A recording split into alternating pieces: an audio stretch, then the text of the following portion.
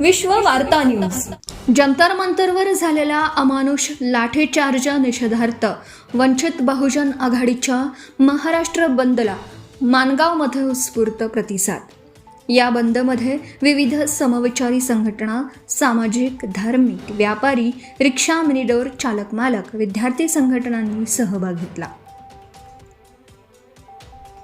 Paper फुटीच्या निषेधार्थ cockroach जनता party संस्थापक अभिजित दिपके आणि पार्टीच्या माध्यमातून शांततेच्या आणि सनदशीर मार्गाने आंदोलन करणाऱ्या विद्यार्थ्यांवर झालेल्या लाठीचार्जचा जाहीर निषेध म्हणून वंचित बहुजन आघाडीचे राष्ट्रीय अध्यक्ष माजी खासदार ॲडव्होकेट बाळासाहेब तथा प्रकाश आंबेडकर यांनी गुरुवार 23 जुलै रोजी दिलेल्या संपूर्ण महाराष्ट्र बंदच्या हाकेला संपूर्ण महाराष्ट्रात सर्वत्र उत्स्फूर्तपणे प्रतिसाद दिसून आला.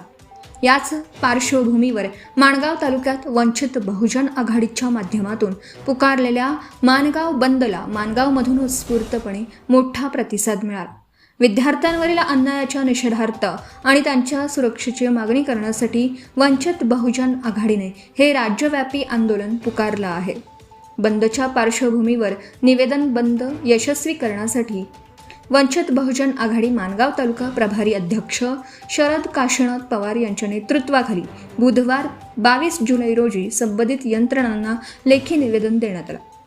या शिष्टमंडळात बौद्धजन पंचायत समिती माणगाव तालुका शाखेचे अध्यक्ष रवींद्र मोरे, सहसचिव रणजित मोहिते यांच्यासह इतर पदाधिकारी सहभागी झाले.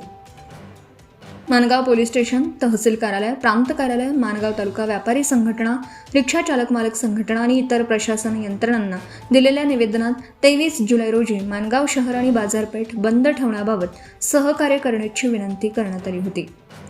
निवेदनात म्हटलं आहे की जनतंत्रावर अन्याय अत्याचार झाल्याने विद्यार्थ्यांवर झालेला लाठीचार्ज निंदनीय आहे.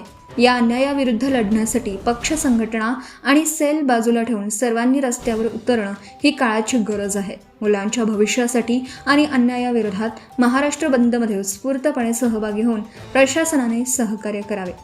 शहर बंद, बाजारपेठेला कडकडीत बंद. उपरोक्त आवाहनानुसार गुरुवार 23 जुलै रोजी माणगाव शहरातील छोटे मोठे दुकानदार, व्यापारी संघटना, रिक्षा आणि मिनीडोर चालक मालक संघटना यांनी बाजारपेठ बंद ठेवून या बंदला उत्स्फूर्त प्रतिसाद दिला. सकाळपासूनच माणगावच्या मुख्य बाजारपेठेतील बहुतेक दुकानं बंद होती. व्यापारी बंधू, युवक आणि विविध सामाजिक समविचारी संघटनांच्या कार्यकर्त्यांनी रस्त्यावर उतरून निषेध नोंदवला.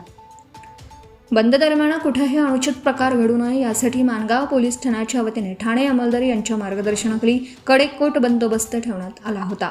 वंचित बहुजन आघाडीच्या पदाधिकाऱ्यांनी सर्व उपस्थितांना बंद शांततेत आणि कायद्याच्या चौकटीत राहून पाळण्याचं आवाहन केलं होतं.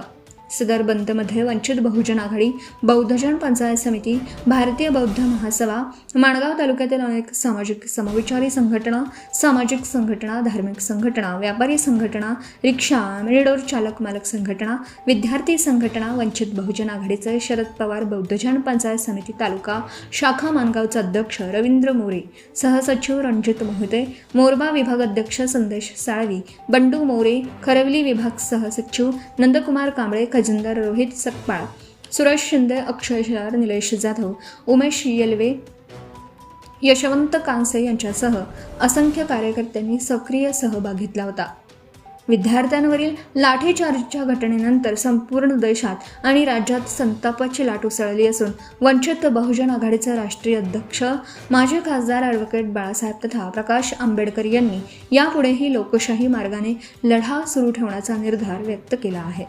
जो विद्यार्थियों पे हमला हुआ, जो विद्यार्थियों पे लाठीचार्ज, टीयर गैस का इस्तेमाल किया, उसके खिलाफ कल 23 जुलाई को महाराष्ट्र बंद मतलब बंद होगा.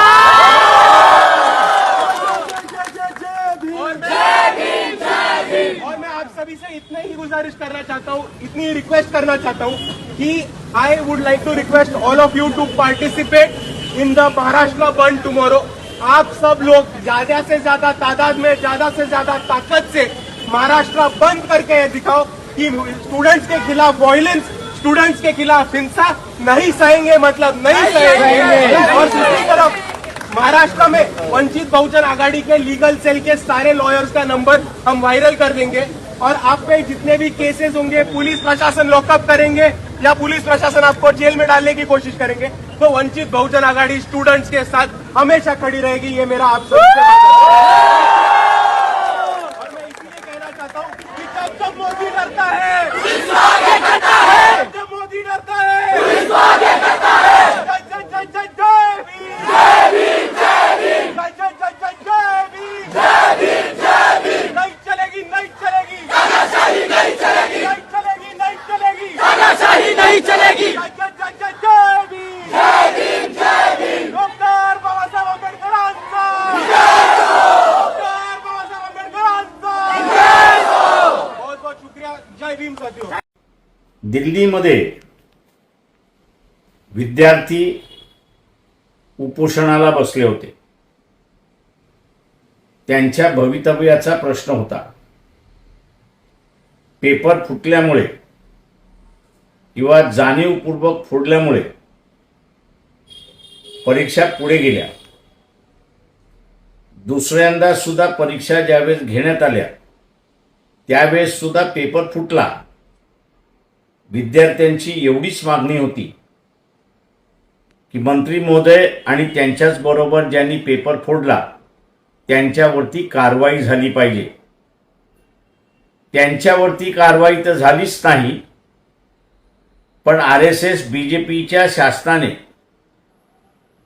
विद्यार्थ्यांवरतीच कारवाई केली, अमानुष कारवाई केली, न सांगता येईल अशी कारवाई केली. मुलींना त्यांनी सुद्धा सोडलं नाही. याच्या विरोधात वंचित बहुजन आघाडीने